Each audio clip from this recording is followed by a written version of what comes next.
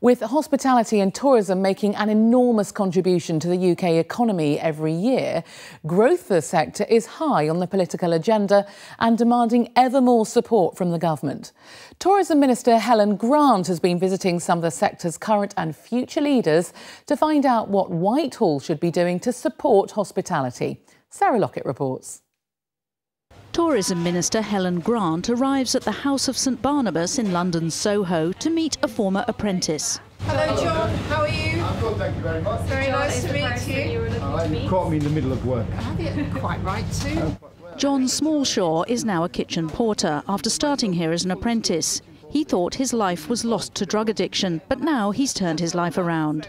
They give me a reason to live, and it gave me that, probably the insight into seeing who I could become, not what I was or what I had been. And it was about what you can become.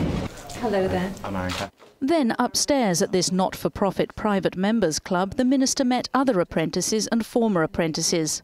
Hospitality industry leaders filled her in on the sector's current drive to create 20,000 apprenticeships, 20,000 work placements and 20,000 jobs for young people aged 16 to 24 every year on a rolling basis.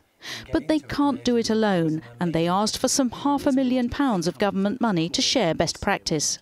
In my business in Premier Inn, we're opening a hotel every 10 days, and the commitment we've made is to take half those new jobs and to give them to 16 to 24-year-old long-term employed. But then importantly, how can we share that with smaller companies? And that's what we're trying to do through the BHA, is to actually set up the big hospitality conversation where smaller SMEs, smaller hotels, smaller restaurants can actually go to one point and say, right, how do I do a work placement? How do I do an apprenticeship programme? And how do I work with Job Centre Plus or Prince's Trust to get 16 to 24-year-old long-term employees into my business?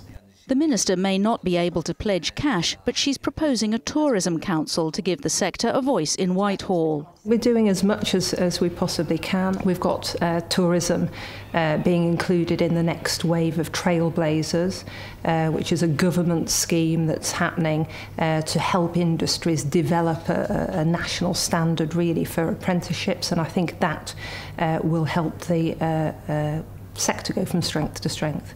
You might come in the industry as working in the restaurant. You would be surprised how many people suddenly prefer to work at the reception or do reservations, or even if they go further, do revenue management or work into IT or become a technician. Because at the end of the day, we are a company which has over 30 different skills. So we need to inspire them by giving them a broad view of what can be done in our industry. There has been a reliance on schools and the academic community to project and promote apprenticeships to young people. Now we're getting feedback from young people to say, well, that message is not getting through. And particularly for an industry which is the 4th largest industry in the United Kingdom. So there's a fantastic career opportunity for them, an alternative to academia that will get them from dishes to riches, from kitchens to boardrooms in FTSE 100 companies, and they're not aware of it. It's a wonderful industry to get into, but it's not promoted enough within schools and colleges and youth clubs. It's really, really not. It's considered to be a job more than it is a career.